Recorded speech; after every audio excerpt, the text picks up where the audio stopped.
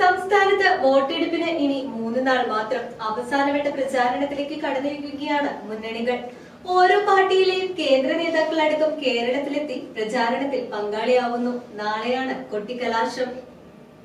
പ്രചരണം അവസാന ഘട്ടത്തിലേക്ക് അടുക്കുമ്പോൾ പരമാവധി വോട്ടുകൾ തങ്ങൾക്ക് അനുകൂലമാക്കാനുള്ള അവസാനവട്ട പരിശ്രമത്തിലാണ് സ്ഥാനാർത്ഥികളും മുന്നണികളും.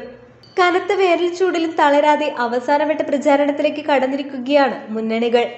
വിവിധ പ്രീപോൾ സർവേകൾ ഇരു മുന്നണികളും ഒപ്പത്തിനൊപ്പമെന്ന സൂചനയാണ് നൽകുന്നത്. പ്രത്യേകിച്ച് തരംഗമൊന്നും പ്രകടമാക്കാത്ത തിരഞ്ഞെടുപ്പിൽ നേരിയ വ്യത്യാസത്തിനായിരിക്കും ഏതെങ്കിലും ഒരു മുന്നണിക്ക് ഭരണം ലഭിക്കുകയെന്നാണ് സൂചനകൾ വ്യക്തമാക്കുന്നത്.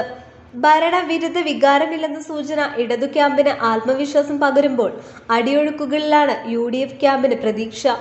കേരളത്തിൽ ഇത്തവണ മുന്നേറ്റം നടത്താനാവുമെന്ന പ്രതീക്ഷയിലാണ് അവസാന ലാപ്പിലും NDA ക്യാമ്പ്. വാക്പോരുകളും ആരോപണങ്ങളും വിമർശനങ്ങളും ഒക്കെയായി കളം നിറയുകയാണ് സ്ഥാനാർത്ഥികൾ. നാളെ കലാശക്കൊട്ട് കഴിഞ്ഞാൽ നിശബ്ദ പ്രചരണത്തിനു ശേഷം വോട്ടർമാർ വിധിയെഴുതും. മെയ് 4-നാണ് ഫലപ്രഖ്യാപനം.